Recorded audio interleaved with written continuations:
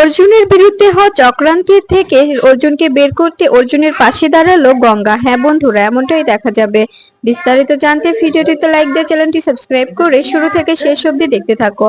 গল্পের শুরুতেই দেখা যাবে মিডিয়ার লোকজন এসে গঙ্গাকে ঘেরাও করে ধরে বলতে থাকে, আপনার সঙ্গে যে হয়েছে ব্যাপারটা সেটা কি সত্যি কি না আমরা আপনার মুখ থেকে শুনতে চাই। অর্জুন অর্জুন চ্যাটার্জি আপনাকে কিছু করেছে কিনা, আপনার সুযোগ নিয়েছে কিনা সে ব্যাপারে কিছু আপনি যদি নিজের মুখে বলতেন তবে ভালো হতো। তখন তখন দেখা যায় গঙ্গা চুপ করে দাঁড়িয়ে থাকে। এদিকে এদিকে অর্জুনও ভাবতে থাকে, আমি তো বারবার বলছি যে আমি ওকে বাঁচানোর চেষ্টা করছিলাম, আমি কোনো ওর সুযোগ নিইনি, কিন্তু কিন্তু এরা কেন বুঝতে পারছে না, আমি তো কোনোভাবে ওদেরকে বোঝাতে পারছি না। তখন তখন দেখা যায় গঙ্গাকে সাংবাদিকরা বলতে থাকে, তোমার সঙ্গে যদি কোনো ভুল হয়ে থাকে তুমি নির্দ্বিধায় বলতে পারো, তুমি যদি নির্দ্বিধায় বলে দাও তবে আমরা অর্জুনের বিরুদ্ধে কোনো না কোনো স্টেপ নেব। তখন তখন অর্জুনের ডিপার্টমেন্টের অফিসাররাও বলতে থাকে, আপনি শুধু একবার বলুন যে আপনার সঙ্গে অন্যায় হয়েছে, আপনার সঙ্গে জোর জবরদস্তি হয়েছে, তবে দেখুন আমরা কি করি,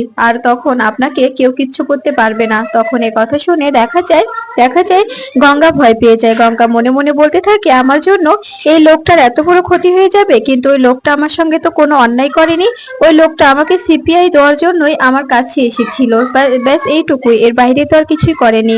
তবে মিছিমিছি লোকটা কেন আমার জন্য এত বড় শাস্তি পাবে, ওনার ওনার ক্যারিয়ারটাই নষ্ট হয়ে যাবে।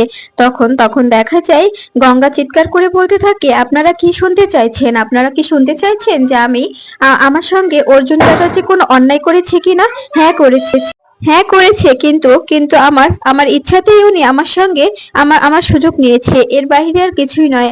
তোমরা যে ভুলটা করছো সেটা একদম মিথ্যে। এদিকে দেখা যায় গঙ্গার বান্ধবী বলতে থাকে, গঙ্গা এসব কি বলছে, গঙ্গা গঙ্গা কেন মিথ্যে বলছে?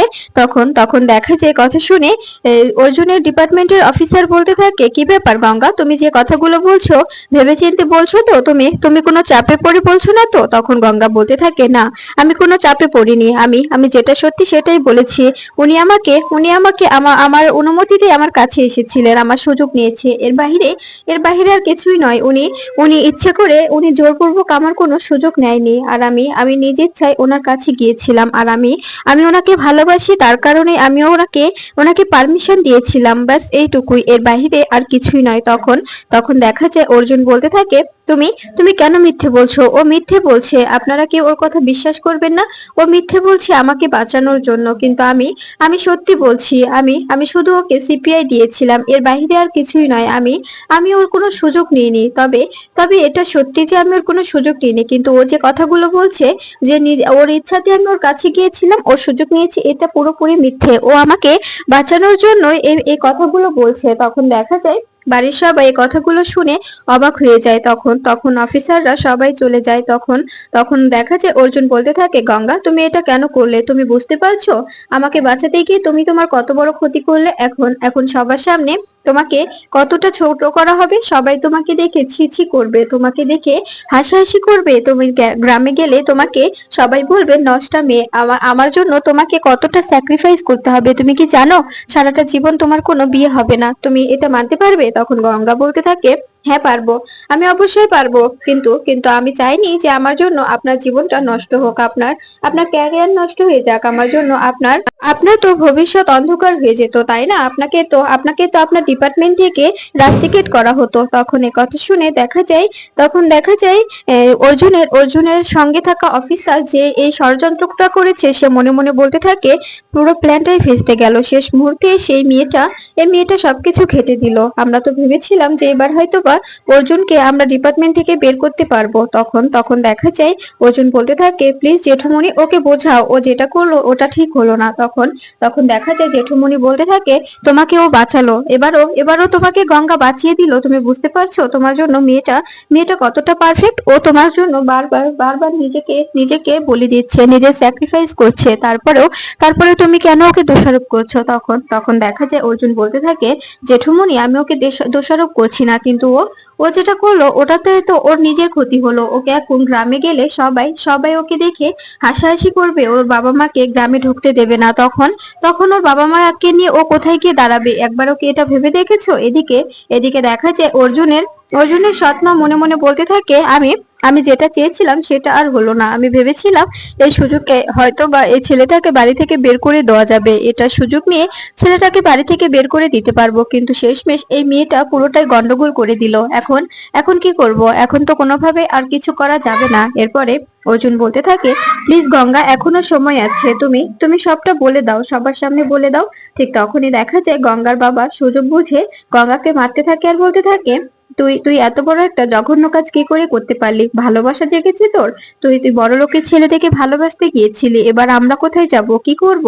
আমাদের যাইবার কি কোনো জায়গা আছে? তখন তখন দেখা যায় অর্জুন বলতে থাকে, আপনি আপনার মেয়ের দায়িত্ব কি কখনো পালন করেছেন? আজ এসেছেন আপনার মেয়েকে শাসন করতে?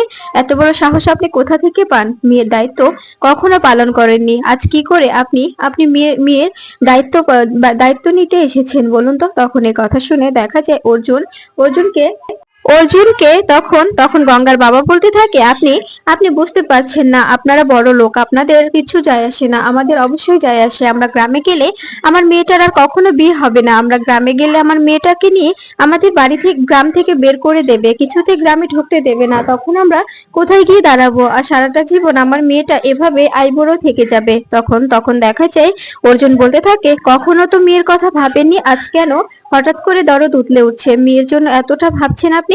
তখন তখন দেখা যায় অর্জুনের জেঠুমনি বলতে থাকে, আমরাই আমরাই ও গঙ্গার দায়িত্ব নেব, আমরাই গঙ্গার সবকিছু আমরাই করব, তোমাদের এতটা ভাবতে হবে না। তখন তখন দেখা যায় অর্জুন বলতে থাকে, আমি আমি আমি কোনোভাবে গঙ্গার কোনো ক্ষতি হতে দেব না। আমি আমি ওর জন্য সবকিছু করব, ওর যা যা প্রয়োজন আমি সব দেব, ওকে ওকে কোনোভাবে আমি কারোর সামনে ছোট হতে দেব না, এই কথাটা আমি দিচ্ছি। তখন তখন দেখা যায় গঙ্গার বাবা গঙ্গার মাকে বলতে থাকে, দেখেছো তোমার মেয়েটা আমাদের মুখ পোড়ালো, এবার এবার তোমার মেয়েটাকে নিয়ে তুমি কোথায় গিয়ে দাঁড়াবে বলো তো? তখন অর্জুন বলতে থাকে, আপনি কেন বারবার ওকে দোষ দিচ্ছেন? এদিকে এদিকে দেখা যায় অফিসার বলতে থাকে, এখন কি করব আমি? এই লোকটাও তো দেখছি কথা ঘুরিয়ে নিচ্ছে, আর গঙ্গাও শেষ মুহূর্তে এমন কথা বলে বসলো, এবারে অর্জুনকে কোনোভাবে ফাঁসানো গেল না।